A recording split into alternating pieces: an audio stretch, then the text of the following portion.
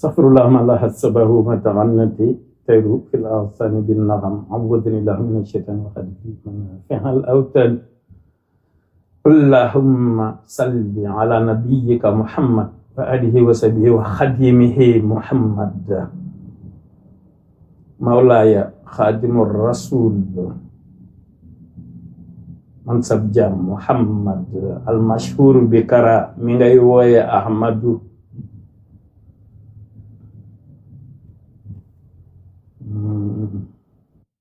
yaa wax ne anta lazi min hidal islami muntaqim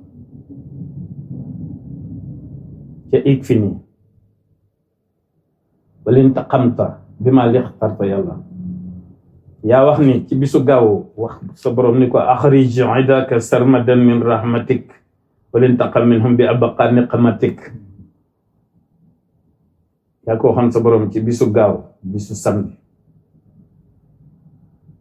yaa waxoon sa borom ni ko raddatta mawti lillazina axraju falyan sarif minni ilayhim haraju ci bisu gaaw. yaa ko ñëwee nit allahumma inni anhaytu tahayyu'i ila ma tuhibbu wa tarda haqiqatan bika fi yawmi sabti. yaa ko waxoon sa borom bisu àjjuma it yaa ko wax ni jamaa lil jaamihu yawmal jumaha maxtaara lii wali wahdi jamaha. ñun ñu dellu si waat yeesal sunu moomeel di balu ñëpp àq di leeral itam rek ñun li nu doon wax ci mbirum tawat ji yépp gëm say wax rek di nga wax ne say wax lépp da ciy fajoo képp lañ ci jublu ak di dalalaale xeli nit ñi ci ñi nga xam ni lompañu doomu aadama di leen di yóbbee maanaam ñuy stressé ak di angoissé. ñu xam ni bu ñu leen dee wax say wax di ko répété quotidiennement bis bi nekk feebar bi continuer ñu nit ñuy continuer di leen wax say wax maanaam day tax maanaam angoisse yi ak stress yi ndax itam yaa ko wax waaw yaa ko wax yaa wax ni maanaam li ngay bind day faj angoisse day faj stress waaw. loolu moo tax nag ñun tamit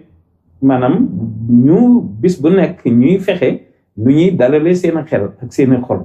waaw ci li nga bind waaw.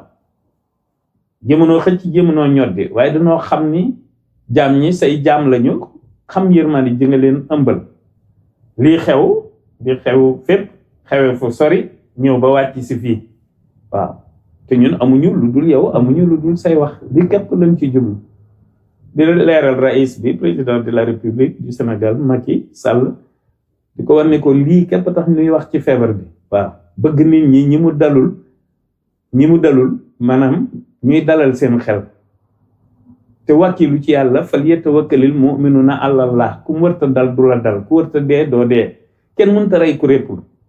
même nit sax da ngay gis ñu koy coup d'état mbaa ñu koy assassiné te bu réppul du dee waaw kon dee gi jërta ragal te feebar bi nag moom la ma ci doon wax naa ko ndax kuy wax ba ni dat sàngam feebar bi na fi jóge foofu kay la wax yam kon léegi man am naa liggéey bu may def wax dëgg yàlla bi ma nekkoon ci laay nekk waaye dutuma wax ci feebar bi wasalaam